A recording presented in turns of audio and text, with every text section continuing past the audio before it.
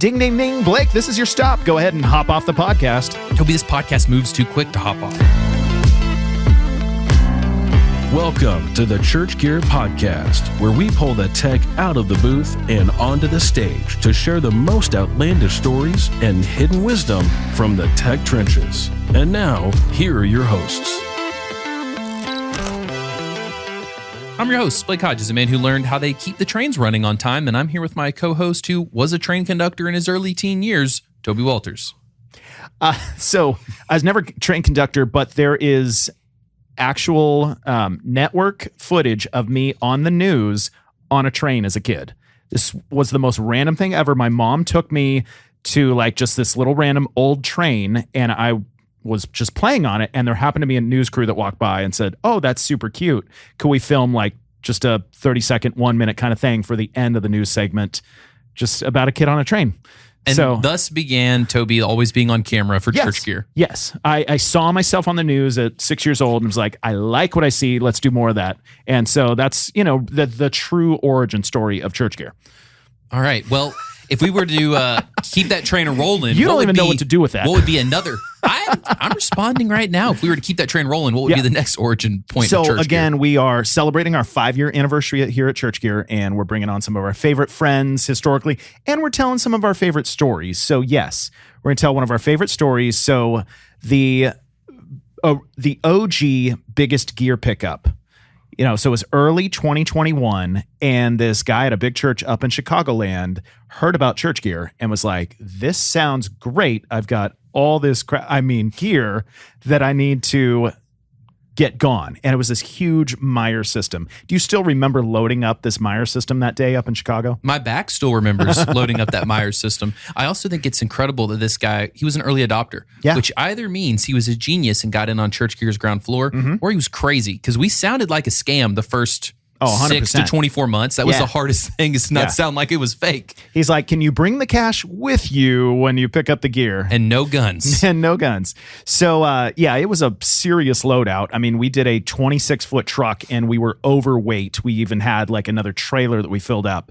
And so we're in Chicago. We did this huge, I feel like it was an 8-hour day loading all this stuff up. And we wanted to celebrate Chicago style, Blake. So what did we do that night? We went a night out on the town. We got on the train. I mean, it was glorious. We got some pizza. So we took the train to downtown Chicago, and we're not the sharpest tools in the shed. So it's February, and we're trying to walk around downtown Chicago and like enjoy the sights. And it's peak COVID.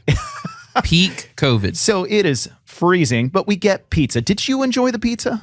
Yeah, it's great. It's not as good as, some of the takeout we have here in Tennessee, but it was fine. I feel like all of Chicago is going to come down here and just murder you, but that's cool and make for good content. Look, I almost got murdered with Dave Roediger another night in Chicago. That's true. So that's why Chicago's going to have to come to me. I'm not going to it. So we get deep dish pizza in downtown Chicago in an evening in February, and we're like, all right, let's make sure we get the train back to the suburbs where our hotel is, where our car's parked. And so we get the last train out. It's like 8 o'clock at night. So I hop on the train, and it's about, 45 minutes back to the suburbs? It was a long train ride. Yeah. So we're just chilling. We're talking about, how fun the early days of ChurchGear are. We're saying this company might actually work. It might actually. Legitimately, we had to have this guest on today because he's, to me, was the first one to make me think this is going to work. Yeah. And so, we're just gabbing like girls do. And all of a sudden we hear next stop. I think it was St. Charles Station, which was our stop. Look at the memory on this guy. 5 years later. I'm like, what's the opposite of a goldfish then? A shark? I guess you can't remember. An elephant, Toby. There we go. So we get up and we start meandering towards the doors for our stop. And Keyword we get meandering. To the door as they close on us. And we're like, uh-oh. Well, no problem. There's a next stop. We'll just get off there and catch an Uber back to our car? Yeah, and we get off, and Uber doesn't want to come pick us up. Lyft doesn't want to pick us up. It's peak COVID. No one's picking you up, and it's 10:30 p.m. now in Chicago with the snow. And so we get off at that stop, Fox Station. I still remember it, or it's La Fox. We'll find out. But we get off, and we step on the train platform, and then the train goes by, and as it moves past us, and we can see out beyond the train, there is literally nothing as far as the eye can see. We are suddenly in, Antarctica? I have had my Lyft app open for about 30 minutes. I joke to Saganaro, I'm like, well, we can all cuddle for warmth out here. Yeah. And he's like Ron Swanson. He just goes, I will walk into the snow until I can walk no more, and then I will die. I was good to cuddle for warmth, but he was ready to die. I mean, we were on that train platform for like an hour trying to figure out, are we going to break into the train station? Are we going to get very friendly with each other? Or are we going to call the police? I remember when Toby said we're going to have to call the police to save us. I was like, oh, this is serious. My favorite part was the hotel had a shuttle, but they said we can't send the shuttle because of COVID. Yeah. And we were like, well, if COVID doesn't kill us tonight, the snow is going to. And all the cab companies were like shut down because of COVID. You couldn't call a cab. I think we ended up summoning a dude in his personal car that wasn't a cab, wasn't a Lyft. To this day, he kind of felt like we had just pulled him off of watching the nightly news. Because then he just tells us conspiracy theories for a full hour. Yes. I know how to handle these people, though, because my dad has watched the news his whole life. So I just entertain him. We get back to the hotel, and we're thrilled that we're alive. Yeah. And that's not the only time we've almost been killed in Chicago. But that's the most memorable. Again, yes, me and Dave literally were on a street that had multiple people murdered 30 minutes after we were gone. Speaking of the alleged killer that was killing on that street, we have the head of marketing for Amplio, Caleb Loeppky. Caleb, can you confirm where you were on that night? I don't know what I was doing, but you guys should have called me. You were home in bed, I was definitely home in bed, and I would have seen your call, show up my phone, and be like, I'm not going to answer. Yes, 100%. I got to wait till the check clears before I know if he's real or not. Did you have any fear on the check clearing? I didn't, but this was in the days of this was still handwritten. Yeah. And you handed me the check, and I was like, this is the biggest check that I've ever held. $40,000. I think it was closer to 70. It was in the 67, something like that. I don't know. I think I just added or subtracted some zeros. I mean, I was writing it. Who cares? Yeah, and I was like, this is the biggest check I've ever, seen. And you're like, this is the biggest I've ever written. Blake, if it was $600 or 600,000, it's still not going to clear either way. So early on days in ChurchGear, here's another 5-year tidbit for you. I was supposed to write someone a check for $3,000. I accidentally wrote it for $30,000. But churches are so integrous, thank you, Lord, that they reached out and we fixed it. I almost literally did that on accident. It's amazing how many times you should have been fired around here for the stupid things you do. But the problem is the longer it's continued, now it's like I kind of need to, That's the bit at this point. Caleb, do you have a Blake at Amplio? No. There's no being able to replace a Blake, so I'll just adopt you into our world of people that should be fired, and it's fine. Please do. Listen, Spencer keeps joking it. He's going to hire me at MXU. Caleb, if you want to put a competing offer in from Amplio, trade season is open. I mean, didn't Luke from Salt just yesterday say, I need a Blake? Oh, that's true. Yeah, I'm fielding multiple offers right now. Yep. But what I'd also like to field from you is your production background. Give everybody a quick snapshot. Caleb has been on 3 episodes, technically 4, because one of them was a 2-parter, so you probably have heard from him before. But if you haven't, what's your production background? So started as PK, right? Pastor's kid, just like many, many, many of which is why you drink. Which is why I drink, why I smoke cigars, all those things, just to rebel. Funny story about a cigar, by the way. My dad was a youth pastor, okay? And we were on a mission trip in Costa Rica. And my dad and I was, senior in high school, something like that. My dad and I are like, hey, let's go bond, father and son, go have a Cuban cigar, because we couldn't get those in the U.S. at the time. And so we have a cigar, awesome father-son moment. A couple weeks later, my dad got fired from that church for smoking a cigar. Wow. And that's my super legalistic church story after he was there for 10 years and did that. And somehow I was like, yeah, it's a really good idea. It's just also go into ministry. So I should go do that immediately following kind of that scenario. So that's Did he get another job after that? Yeah. He's now a senior. No, he's actually homeless. He's a senior pastor at a church in Rockford now. And he's been there for 13 years. They fired him for smoking a cigar. Yeah. I mean, that's what we would ultimately call it, back to. That was the catalyst. That was the catalyst to go, there's the thing we're going to use to make this happen. So fun stuff. Incredible that you still got into ministry. So you're a PK. Yep. Your dad's been freshly fired. How do you get into ministry after that? So I went to college, small, Christian university outside St. Louis, Greenville University. and I wanted to be a worship pastor and realized very quickly that like I'm terrible. If only Toby had realized that sooner. Vocals, People kept guitar, telling me. like everybody was just so much better than me. And I was just like, this is terrible. It's like showing up to Nashville being like, I'm going to make it in this city. I'm not going to make it in this city. So all my friends were musicians.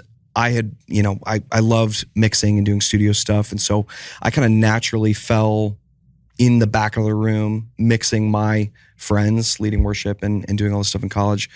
And that's really where I fell like totally in love with, honestly, like live production and audio in a ministry context. And after that whole situation with my parents, they had moved down from Janesville, Wisconsin to Rockford, where they're at now. And I think it was my first summer break. If you've been in Rockford, I don't know if you guys have You're just saying a bunch of made up city names, Caleb. It's fine. And From Flintstones. None Don't of these worry about people it. have NFL teams. I don't know who they are. yes. And so I'm in this like new city, right? Like my first summer back home. And there's this corner, Spring Creek and Mulford, 2 giant churches. It feels like you're in Dallas, right? Like just 2 massive churches. And I'm sitting at the stoplight and I'm like, I'm just going to call Rockford First across the street and just see if they ever need front of house guys, because I'm not doing anything. And so who happens to pick up is like the weekend experience producer, who's now the senior executive pastor, Lisa. And I'm like, do you guys ever need front of house guys? And she's like, yeah, come on down tomorrow. And so I show up the next day, and our mutual friend, Brenton Miles, is one of the worship pastors there. And so he's leading worship, and I just like kind of got thrown into this group of like amazing worship leaders and production people, and kind of did that all through my college journey. And then in college, I met my wife, who you guys, I think you guys have both met. Yep. Cassie, right? Cassie. And, I'm getting ready to graduate. I graduated a little bit early. And so November, I start like hunting for jobs, right? And I told the story on another podcast, but I found How dare you, Caleb? how dare cheating you? on us. I ran out of content, so I'm bringing this up now, but it's great. I found this website of mega churches in the United States in alphabetical order from A to Z. Basically any church over like 1,200, let's say. And so I go through every single church from A to, I got to the M's before anybody called me back. And I would click on the website, scroll down to the bottom, go, are you hiring somebody? And if they did, I would apply for the job, right? So somebody called me back, Morningstar Church out in St. Louis, Missouri. And so we ended up there and kind of went through that process and started my like full-time ministry job there, making, I don't know, $34,000 a year, something like that, crazy. And was there for a couple of years, obviously like very quickly realized, oh, hey, the thing that I love doing, mixing, is not what I do for 40 hours a week. It happens to only be 20 minutes of my entire week. Yeah. And so, through that process, like had to get really thrown into, I got to learn way more things than just audio. I remember totally like BSing on my resume and like putting all these things down that I knew how to do. Like I think I wrote like Chance Vista and Grand MA and like all these things that I'd never touched before. Yeah. And I remember my first day at that church, my boss was like, oh man, I'm so glad you know Jans, because like we don't have anybody to program lighting for this weekend. So like if you wouldn't mind doing that, I'm like, absolutely, I would love to do that. MXU.com. And I immediately called a buddy of mine, shout out Frank Chabelle, who was the Jans wizard at the time. And I was like, I need you to help me figure out how to do this, because I don't know what to do. So anyways, fast forward. Did it go okay? I think. Okay. Nobody found out unless you're listening to this podcast now. I completely lied on my resume, so You're getting fired. Well, hang on. What I just heard is lying on your resume is fine. Smoking a cigar, not fine. not fine. Exactly. Yeah. So we got pregnant with our oldest, Nora, and we're like, hey, we want to move back up closer to Chicago. And so Moving to Murder Town with a baby makes total sense. total sense. We're like, this is exactly where I want to go. I miss the cold. I miss the snow. Let's go back up. Babies love the cold. They love it. Hey, in Sweden, is it Sweden? They leave their babies outside? Sure. They do. They like leave their strollers outside in the wintertime. Yeah, look at it. Maybe it's Finland. I don't know. Trying to Norway. winterize these babies? Something like that. Yeah. What is Okay. happening? I don't know. Crazy. So I actually applied at Christ Community, and interviewed there, went up for a weekend, and they were like, you would be a terrible fit here, and did not hire me. And I'm like, okay, that's fine. Maybe God's like keeping us in St. Louis for this season. No problem. And a couple weeks later, a buddy of mine from college was at a church called the Chapel, and was like, hey, my church just bought a Jan's Vista. We need you up here. We heard you're the guy, so we want you. No, but one of their TDs, also a mutual friend, Josh Stevens, who's now at DC Pro, was at church, the church in Tulsa, was leaving, and would you be interested in like throwing a name in the hat? I was like, I'm not going to go through the work of applying, but here's my resume. And I remember texting him my resume, and a couple months later, all of a sudden I'm on site, and pretty soon after that, took the job and moved up to Chicago with fam, and kind of jumped on that team, like really hoping to learn from a bunch of like great production people. Like there were way more experienced guys on the team at the time. I was going to jump in and like I just want to be a sponge and like absorb all this info. And then like a month after I got there, everybody quit. So then I was just kind of like a solo dude for a while. That's fun. And what's so crazy is at like right about that exact same time, Todd Elliott from Philo, Never heard of him, had very recently, within a couple of months, left Willow as like being the TD, and was kind of starting Philo Conference, doing his thing at Fusion Productions and like all of his other shows and stuff that he does now. And so our church had gotten wind of it and was like, hey, we want to bring him in basically as a consultant and coach for the production guys, aka me at the time, and figure out how we can kind of make this better. So like I unknowingly like jumped into a situation where like I'm getting now mentored and coached by like the GOAT in church production, the guy whose face was on Church Production magazine that I had sitting on my desk. I'm like, hi, I'm Caleb, you're Todd. And so I got to like learn from him for a long period of time, and like so much of looking back, I look back and I just go, man, like that was such a like monumental moment for me in my ministry that like totally led to many of the things that I get to do now while I was there. So I spent about 6 years there as kind of like You had Todd for all 6? No, he was there for maybe 18 months, then my kind of first 18 months ish. And got to kind of oversee that, all of our 8 campuses at the time and our staff, and like doing it on a shoestring budget with paper clips and duct tape and just like making it work. Did that through COVID, and then just like so many people in that, fall of 2020 were like, yeah, I want to get out of my church and transition to the next thing.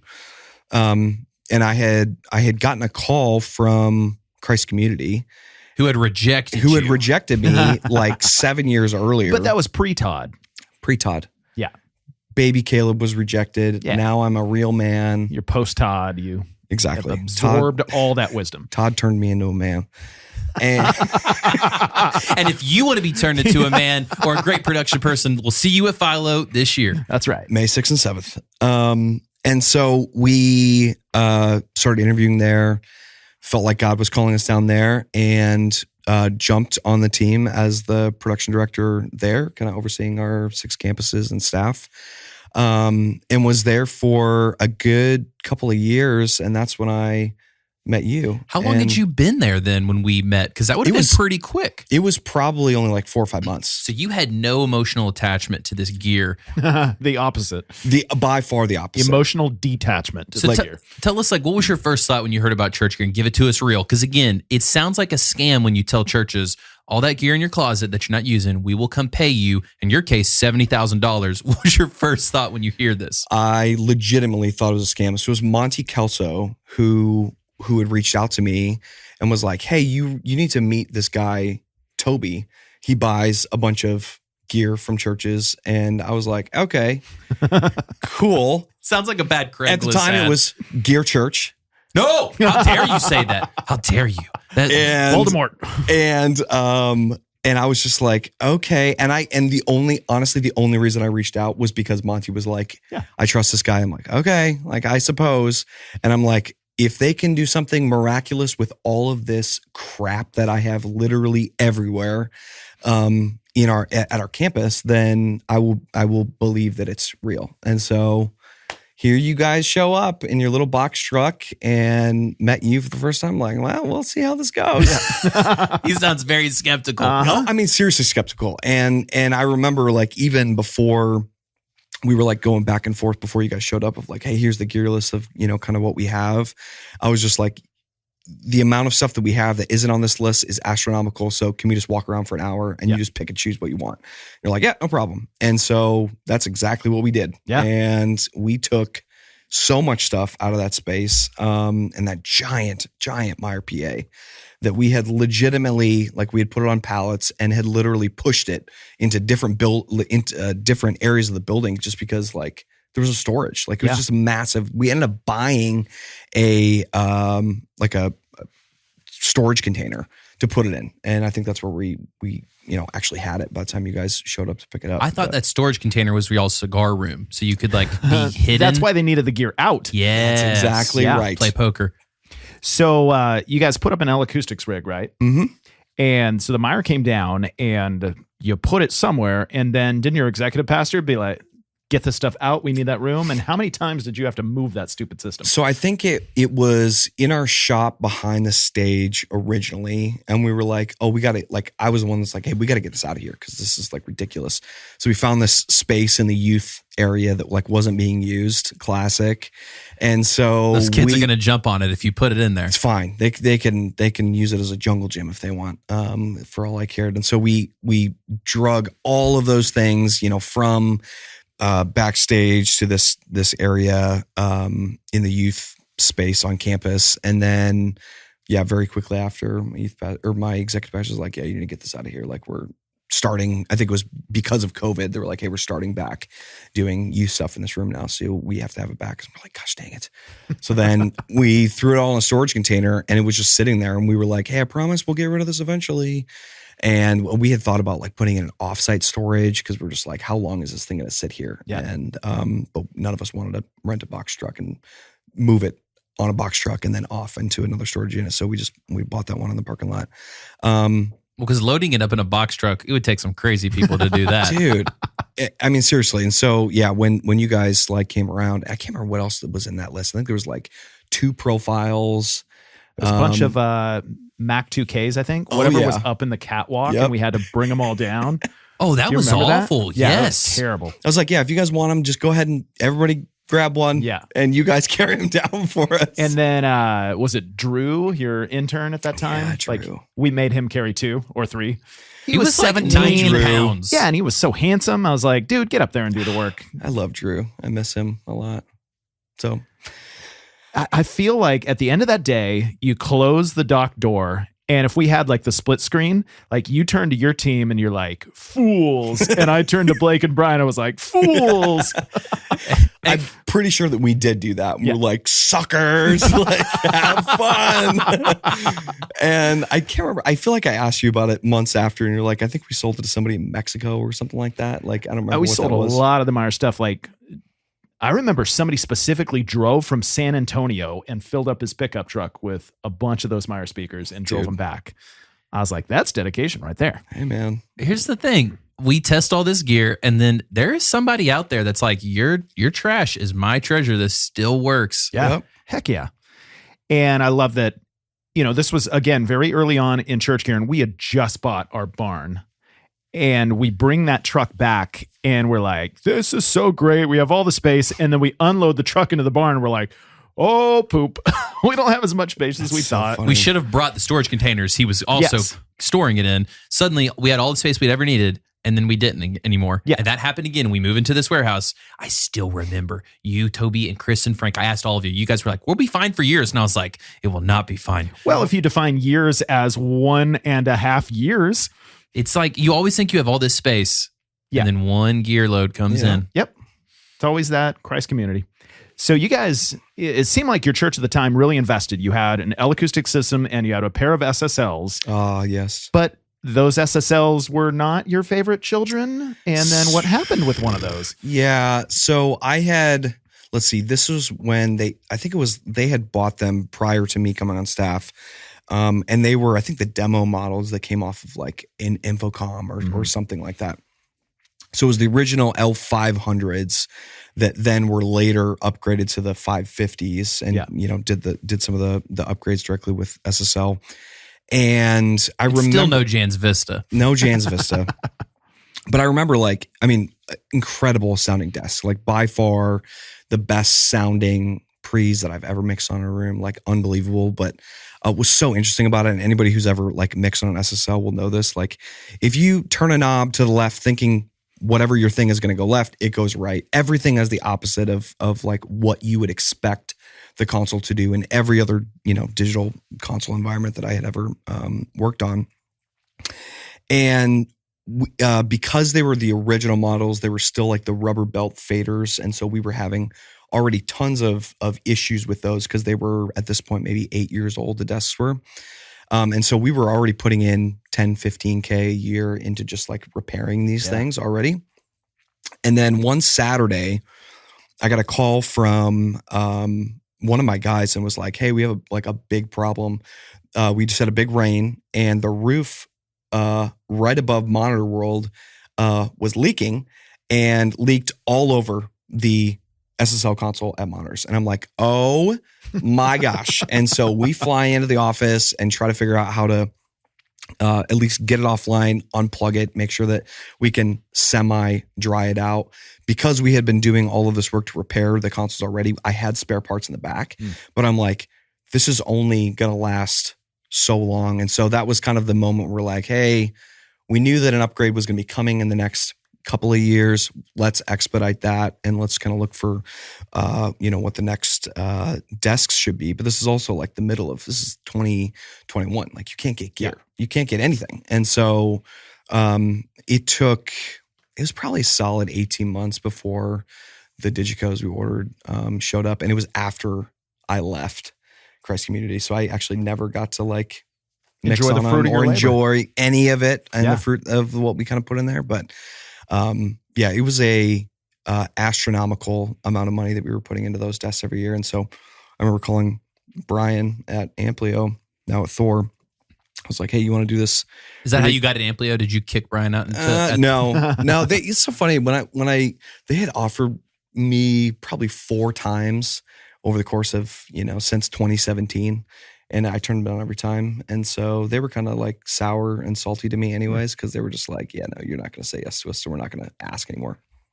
But anyways, I called Amplio and was like, hey, do you want to do this ridiculously terrible deal for you guys so that I can buy the Digicos through you, but then you're going to figure out a way to get rid of these consoles for me.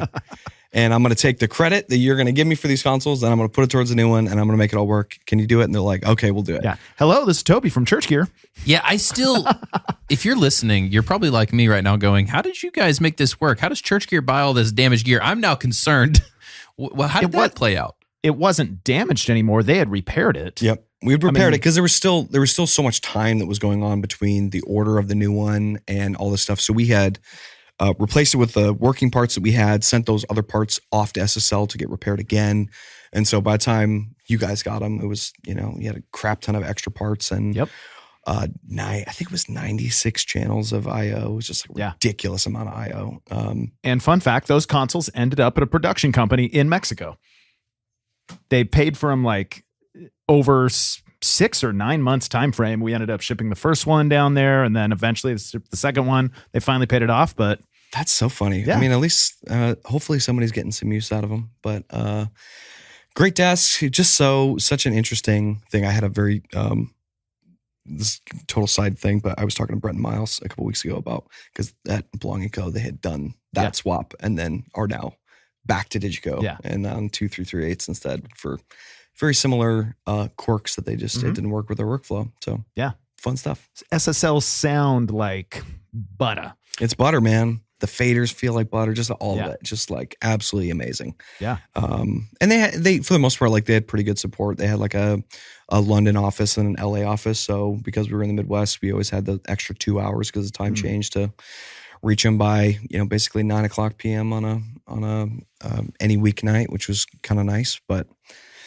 SSL, man. So very, very great sounding desks. But I was very happy to dump them. And so you used to mix front of house, and now you're a marketing guy. Blake's a marketing guy and knows nothing about mixing front of house. Speaking of SSLs, if we say Corey Edwards is 100 and Blake is a 0, where does your skill set today lie on that? I still mix front of house and I'm pretty dang good at it, or I've totally lost my way? I still make, so what's really funny is like after I left Christ Community, and I'd been in ministry for 10 years at that point, and I've been at Amplio I'm going on 3 years in August. I've mixed more in the last 2.5 years than I did by far in the last 10, by a long shot, because I'm not working at a church and I don't have to have a volunteer do it. I can just show up to my church and mix whenever they want me. So I don't know. I don't like rating myself. You guys can go listen to my mixes and rate me, but I'm somewhere in the middle. Okay. Blake, why don't you rate Caleb as a marketing guy? Between 0 and 100, Blake. Before you do this, though, Caleb has the best parties and great swag. So I'm just saying. He can grow a mustache. I remember when we went to Death & Co. in Denver, and I remember you being like, "Why did they hire you? You're the wrong guy for this job." Did I? Toby, you said that. It was great. I was a drink in. Yeah, oh my you were gosh. drinking. You're an angry being really drunk, honest. Toby. Goodness. And it was just really funny because I was like, I don't know why either. And I remember having that conversation with Jeff, our owner, and I was like, hey man, like you do know this is not like my background, right? But the one thing I do know is the end user. And so if I can do some things that love on the end user and the people that are actually the TDs or the tech guys in the church, then maybe I'll be okay. Yeah, you know the end user and their needs, but you also literally know the end users. Yes. Like you know more people in the space than almost anybody, and that's an extremely valuable skill set, making connections. Networks are big, man. Yep. It's a big deal. You know what time it is, Blake. It's time to get a better sound effect than your voice. You know we can actually edit in real sound effects. Like that's a thing in current modern age. I'm not going to ask our audio guy to do that. All right, so it is time to baffle Blake with bits of information about blessings, blunders, and boom mics bordering on buffoonery. You almost messed that one I up. almost messed it up, but I've still gotten it every time. But you know who doesn't mess up stuff is our friends at HouseRight. All right, Blake, I've been looking forward to it all episode to baffle you. Are you sure we can't do Torture Toby time? Nope. I mean, that is basically the rest of the podcast is torturing me with your baffling buffoonery. And you don't even get a prize. I might get a prize from HouseRight, which is pretty nice of them. Did you know that HouseRight and I are in cahoots to actually fix the game so you can never win? Oh, wait, we shouldn't have told you that. Well, and I've already won once, so I'm definitely not going to lose every time. Yeah, and if you want to get in cahoots with HouseRight, they can fix your room, whether it's your production system or your acoustics. Have you ever heard, Blake, the phrase fix the room first? I haven't, but I'm still trying to fix myself. Yeah, one thing HouseRight is great at is partnering with your architects to make sure your room is designed to be both aesthetically pleasing and acoustically correct for whatever style of worship your church intends to do. I don't think you can have both, Toby. I think it's a miraculous thing that HouseRight partners with churches to help do all the time. They can also help renovate your current room or current space or your current system. If you're not looking for an integration project but are very much interested in your next career, Blake, what if I sent you to Lexington, Kentucky? Well, then I'd be like, that's amazing, because they've got horse races, high-proof bourbon, and HouseRight. And I don't know what more a guy can ask for. Yeah, we love our friends at HouseRight. Whether you're looking to do an integration project or your next career, go check them out at houseright.com. All right, let's try to baffle me. All right, guys, today I have 5 potentially crazy situations at a church involving kind of integration projects, and you guys have to decide whether they actually happened in real life or they're made up. Okay. I think all of these are made up and you just claim they're not. That's not a terrible guess. All right, number 1. At one large church, every Sunday, a mysterious wireless mic would turn on and broadcast a rogue signal during the message. Turns out it was a rogue body pack from from a long retired drama ministry that had an auto power on enabled, stored in a closet near the sanctuary. It took 6 months for their production director to find it and finally turn it off. Is that true, or did that never happen? Caleb, you get to go first. 6 months feels like a long time to have that happen and that employee still be on staff. So I'm going to say no. Okay, Blake? It's too specific. I'm going true. It is true. That's terrible. Yes. You know that not every church has the level of competence as Caleb Loeppky and his production team. You know, there might be that. Auto power on. I didn't even know that was a thing, to be honest. Apparently so. Huh. Yeah. You guys don't install those at. Thanks, drama team. Yeah. Okay. All right. Next up, a church installed a new. Oh, well, Blake, you got 1 point, and Caleb, you're losing right now to Blake. That's so. Wow. I'll go first now because you. Well, because whoever has the most goes first. Yeah, he has the advantage to actually choose because then I could just copy him every time. Gosh. Well, next story. A church installed a new laser fixture the week before Easter, then ran full DMX effects during the message. The pastor looked up mid-sermon and caught a direct laser beam to the face. He stopped and said, "Well, I guess I saw the light," and kept preaching with one eye closed. Where do you False. find these? I'm telling you, this ChatGPT stuff is all garbage. I'm saying false. I am also saying false. That is false. That one never actually happened. So No, you're on the board, That's Caleb, good. but There we go. Blake's unfortunately on the 2 board to 1. twice.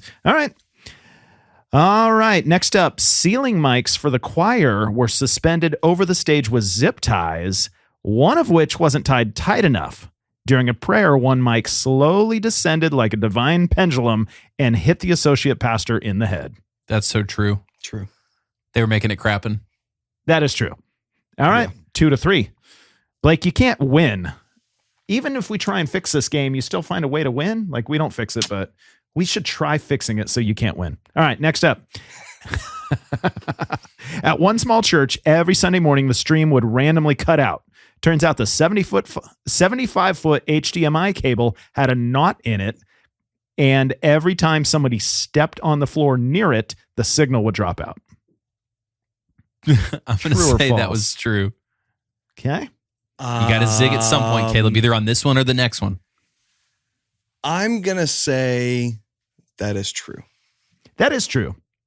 All right, it's 4-3. We're going for the tie here for Caleb. All right. And finally, one church was struggling with acoustics in the room. The pastor walked in one Sunday morning to find that a well-intentioned volunteer had covered the back wall with recycled egg crates.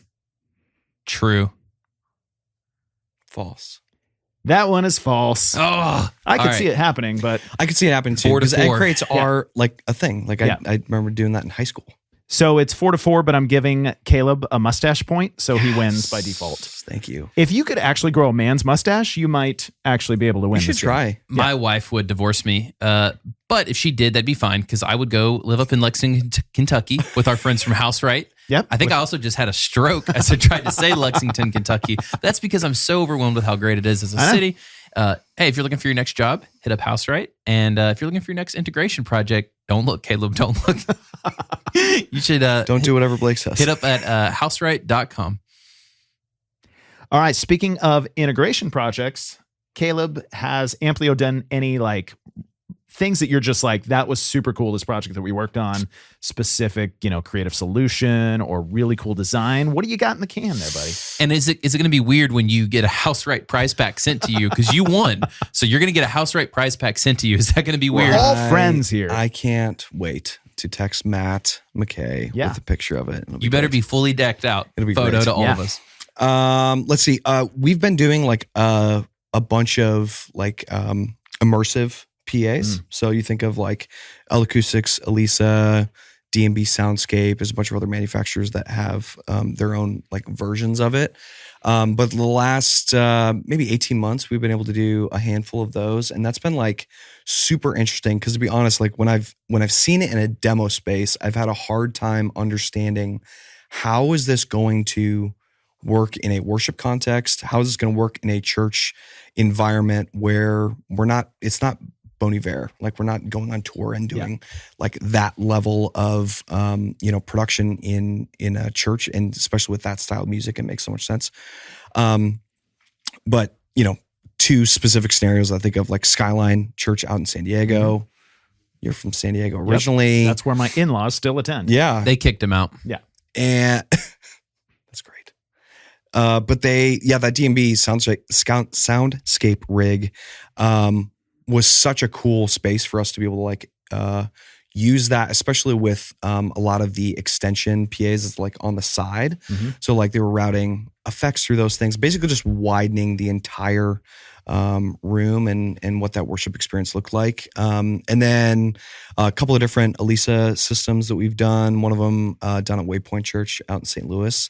A super unique room with like a ridiculously deep like under balcony section. And so like for us to kind of work through the PA design with L Acoustics and those guys to go, hey, what's going to be the right solution for this space? But it turned out to be like fantastic. So if you're in St. Louis, hit me up because I'd love to go down there and listen to it again. But so those types of PAs that are kind of going in churches, like it's not every church and it's not the right thing for every single environment, but those have been really, really cool to see kind of the idea be birthed into, this is a real thing and we're actually going to do it. And both those manufacturers have been great as we kind of work with them and figure out, hey, what is the right solution for this church and stuff like that. So doing a bunch of those. And then like, man, the last 3 weeks in a row, we've had like weekend launches at churches, like basically ramping up into Easter and just going, hey, we want to make sure we, kind of get in our building. So the last 2 weeks, and then another one that we're launching this weekend down in Tampa, and Easter weekend, it's going to be pretty great. So it's fun, man. Lots of projects all over the country, dude. Yeah.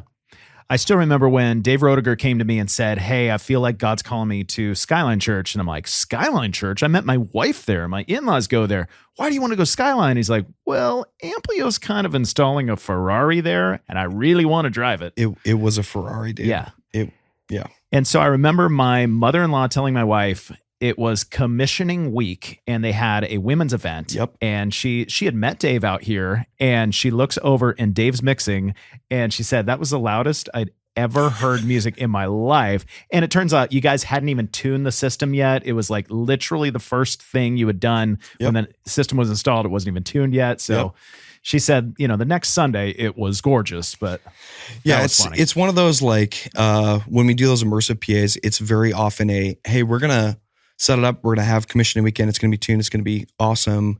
And then we're going to come back in 6 weeks and figure out, hey, what are the things are you learning? Because it's so different than mixing on a standard left-right PA. Like all of the things that we have been taught to do in our lifetime to basically carve out EQs to make sure that, the left-right systems are as efficient as humanly possible is just a totally different way of doing it. So if I were to take my PM5 show file that I mix on every week and I stuck it into an Elisa system, it's going to sound like crap because I'm carving out all of these different things to make it work in my environment. And then to not have that is like completely ripping the Band-Aid off and going, hey, forget everything you just learned because you're going to have to relearn it. And a lot of guys that we've kind of learned that try jumping in and doing that and bringing their file to the table right when they first start versus starting scratch just have a lot harder time like trying to get things to sound good. And then you go, let's like literally wipe it all and start from scratch and then rebuild this file to make way more sense. Then all of a sudden it starts to come alive, which is pretty fun. Yeah. Hot take here, are churches going are they making the right decision doing immersive, or a lot of people just being kind of drawn into the cool new thing where they shouldn't do it? That is a topic of conversation that we have often. To be honest, I think it could be a little bit of both. In some ways, I think when it first started really hitting the market and those manufacturers were like really starting to push this stuff, honestly, really during COVID, a lot of us question like, hey, is this a fad? Is this something that's going to like make sense in a worship environment? And I will say, I think for some churches, it's an amazing solution and is totally the thing that makes sense for, kind of what they're doing. And for others, it's just going, hey, is that a little bit of extra things that we can do worth, number one, the extra cost, and then worth like, hey, what is the vision that we're actually trying to accomplish on the weekend when it comes to the weekend experience, when it comes to worship and stuff like that. And so it goes totally both ways. And it's very much just dependent on like the church's style and their vision and their leadership of going, hey, this is what we want. We want this to be an experience unlike what people experience walking into any other church. And so, we just try to work with the church and just go, hey, here's our options. We kind of pride ourselves as brand agnostic is the way that we would say it. And so we're not pushing a single solution because it's easier for us or we have better margins or whatever that looks like. We're just going, hey, what is the right solution for your church in your context, whether that's 250 people or 2,500 or 250,000 or 250,000. And just go, hey, what's going to make the most sense in your space? And so, we've been able to partner with a lot of great manufacturers to come up with the right solutions that are very customized and not hey, here's your package that we're just going to dump into every church. Yeah. And if you don't have Corey Edwards or Lee Fields, if you have an average mix engineer, is an immersive system going to expose their averages more, or is it going to make their job easier? I would say that it would expose a lot. It's just such a different way of mixing, and honestly, like looking. And again, it goes back to that file. If I were to take my file and what I feel like is a great mix that I had last night at my rehearsal, and what I will hope to have this Sunday, if I were to put that into an immersive system, it's just going to be like so many more things are exposed. And you think of even just like compression of just going, hey, I don't need to do the level of compression that I'm doing on whether it's guitars or anything like that. And the same deal with like, we think of a left-right PA, and we have like, I want stereo guitars, right? Everybody loves stereo guitars. Sometimes in those immersive environments, like a stereo guitar is the wrong decision and it can sound almost phasey in some ways, just because of the way the PA is laid out. And so sometimes like us moving from a stereo rig to a mono electric guitar signal, and all the guitar players are like, what? I've spent $4,000 just trying to get this amp and my 2 amps, set up, my quad Cortex and all this stuff. And so it's just totally different way of doing it. So I think I was talking to one of the acoustics guys the last install we did this with, and he just goes like, the people that are the most successful are the people that walk in with an open hand to not try to take the things that they have learned their entire career into this mix and just go, hey, pretend that this is the first time you ever walk into this desk. Yeah. And start over, and you're gonna have a way better end product at the end of the day than trying to jump in and do what you already know how to do. And let's say, and I'm just throwing you questions that are coming up off top of my mind here, but a church comes to you and says, hey, we don't have like the most skilled engineers. We really believe in our volunteers, but we need a system that's easy for them to throw up the faders and get a good sound from like day one. What kind of direction are you going in if that's the case? What just sounds good out of the box? Yeah, I mean, we're probably not pushing an immersive system to them. That's not something that would like we would ultimately, and in most scenarios, be setting up that church to just completely fail on the weekend. And so we do not want that. Like, we want this to be not only from a training perspective, like when we're commissioning weekend with our project managers and our commissioning team, to make sure that like the church, whether they're staff or volunteers or both, feel like super confident walking into Sunday. And so many times that is like a standard left-right system, and that's like awesome. And for 95% of churches in the country, it's going to be exactly what they need, and being able to push out the level of loudness and decibels they're, wanting to hit on a regular basis. And so, yeah, I mean, when I look at those two things, I just go, man, I'm not going to shove a volunteer into that seat unless they're just like dying for that. And we have somebody who's ultra competent, or there's a contractor or something who's doing that all the time, and they're super comfortable with that, and the church trusts them. So. Yeah. I feel like, so often we talk about, what's the why? Why do you want this? What are you trying to accomplish? But I'm sure you guys have to remind churches all the time. Also, who is using the gear? Who's running the system? Because if you put Blake in there, that'd be a disaster. There you go, Blake. I was worried because you don't have any rips in your jeans, like Caleb and I, the cool kids over here. Sorry, I was just so distracted by how bad your segue was. It's the worst segue I've ever heard. It's in the annuals of worst segues. I'm actually just parroting you because I do great segues all the time, and Toby said they're terrible. They're terrible. No matter what. Yeah. But tell us about a time it was terrible for you, man. Tell us about a terrible disaster. There's so many to think of. So I literally asked my wife this the other night because you sent me the outline, and I was like, Cassie, what are the things? And I don't know, her stories weren't good enough, so I thought of my own. Sorry, Cass. It's going to be a disaster when he gets home and she has heard this. Yes. But the first thing that I thought of, and I don't remember exactly what year this would have been, but I would have been at the chapel, and there's a guy named Ed Stetzer, very famous author, I don't know, modern day theologian. I don't know what you want to call him. Yeah. And leadership had brought him in for some message over the course of a weekend. We had Saturday services and Sunday services.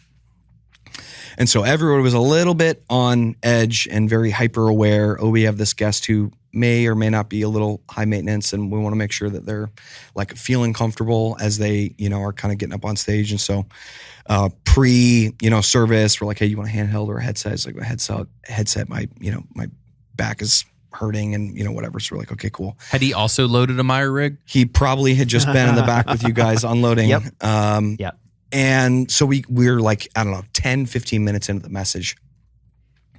And I can't remember if it was his DPA that started crackling or if it was RF interference or both. Mm-hmm. But I look over at our producer and we're both like, are we going to make the call to like switch him over to a wireless that we have, down front, like ready to go just in case something were to happen. And so we give it 30 seconds, a minute, 2 minutes, and we're like, crap, like we have to swap it. And so I run up there with a wireless handheld, try to make it as smooth as possible. For anybody listening, like we've all been there and had to make that switch. It's terrible. It's embarrassing. It's the worst. So I hand Ed the microphone. He finishes the rest of the message and we circle up as a team. Senior leadership comes down. Ed comes down just like hey, is there any changes you need us to make in production for you tomorrow? And in this circle of 8 or 10 of us, and my senior pastor sitting there, he looks over at me and he's like, that was the most uncomfortable 45 minutes I have ever done in my entire life because I had to hold that handheld that you held me. And I was like, I'm so sorry, Ed.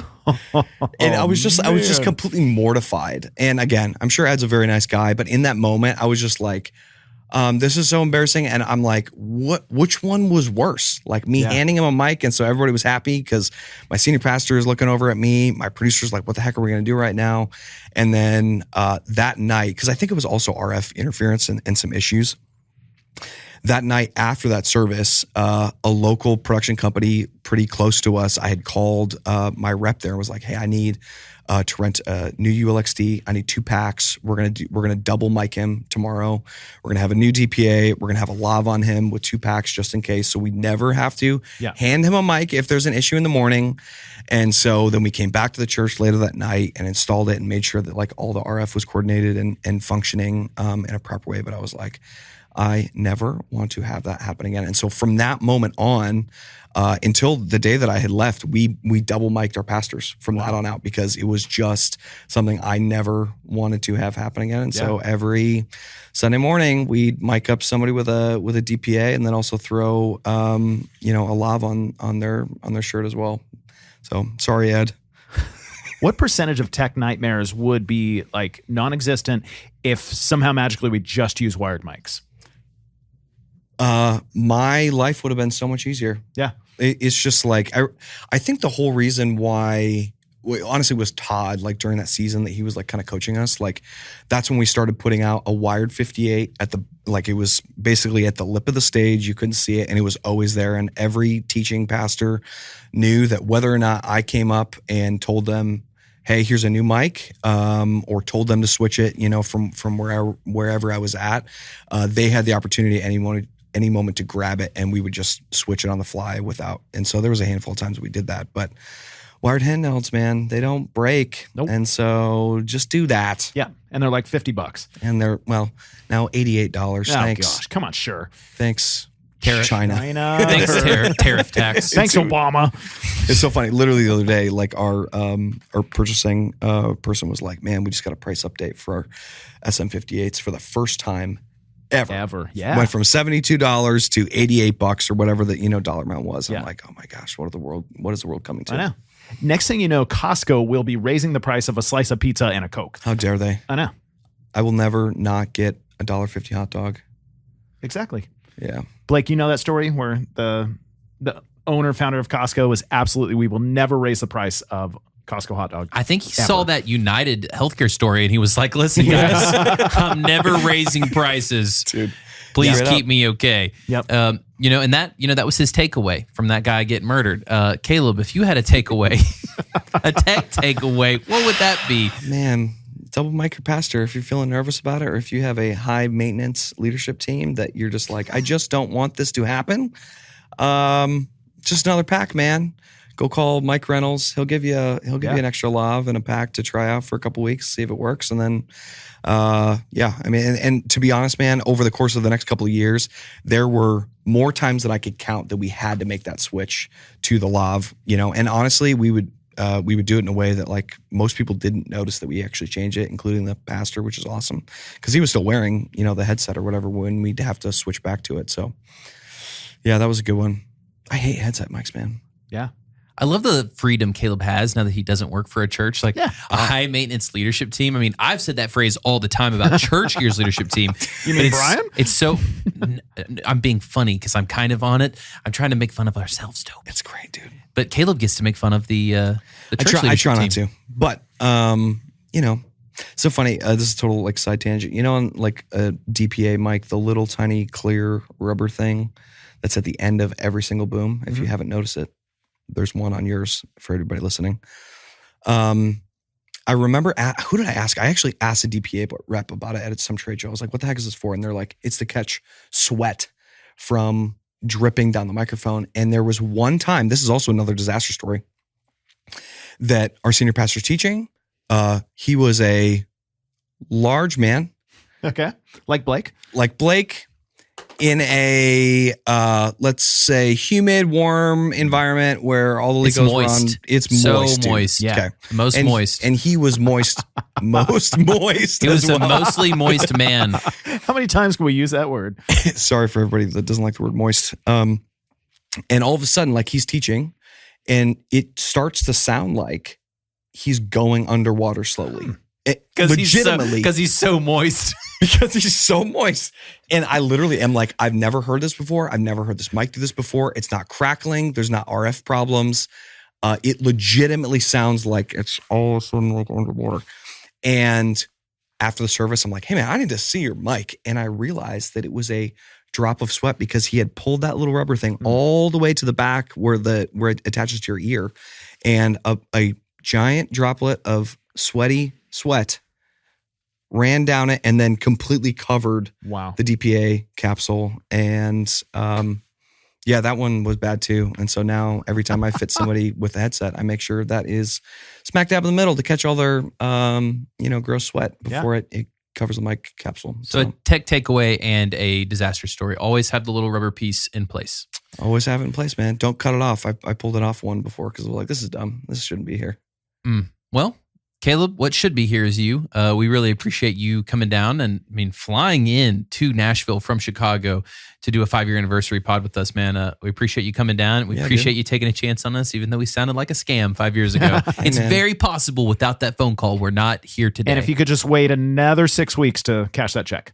You got it. I haven't cashed it yet, so it's totally fine. Perfect. I just mounted it, on a frame in my bedroom. Well, you guys did have that mounted pack of emergency Chick-fil-A sauce, which I thought was hilarious. We did have the break in case of emergency. Yes. that was really good. If people were going to break out of this podcast and find anything else, where would you point them to? What would you plug? If you haven't heard of us, ampliosystems.com. What else should we do? Maybe tell them your Instagram because I can never remember between the two. You got two out there. You're the only person that doesn't remember the two.